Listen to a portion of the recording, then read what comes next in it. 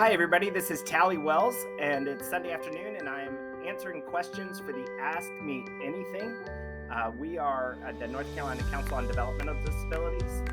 I am the executive director, and today's question is, as a primary caretaker at my passing, would NCCDD be a good resource for the person who will be making arrangements for him for housing? This is a hard question.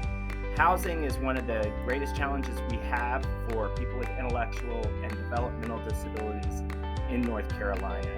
And at the North Carolina Council on Developmental Disabilities, what we do is advocate for systems change and educate policymakers and educate the intellectual and developmental disability community. We don't actually provide services. We don't provide housing. We try to build the capacity within North Carolina through advocacy and education to make that happen. There are a number of groups right now in North Carolina that have a real interest in increasing housing. One of the main places that is happening is through the Department of Health and Human Services. The Department of Health and Human Services has organized a strategic planning group around housing. So you'll want to follow that. You can follow everything that's happening with respect to what's called Olmstead, which is a U.S. Supreme Court decision that says people with disabilities have the right to live in the community. As part of that, they've convened this housing group, and they have a webpage at the Department of Health and Human Services webpage. So that's a good place to sort of follow what's happening.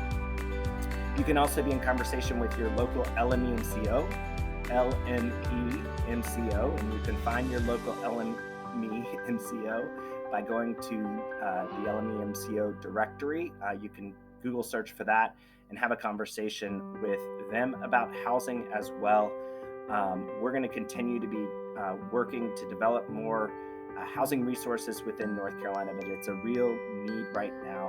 I also encourage you to start to develop relationships with other families and family members and guardians and caretakers to continue to have this conversation. I know there's a group called PACID, P-A-C-I-D, in the Raleigh-Durham Chapel Hill area that's thinking about housing. I know there's a group in Winston-Salem that started to think about housing.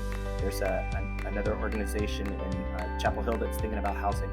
So I encourage you to reach out and be having conversations with various advocacy groups that are really concerned about issues involving people with developmental disabilities, including the North Carolina Council on Developmental Disabilities. Thank you.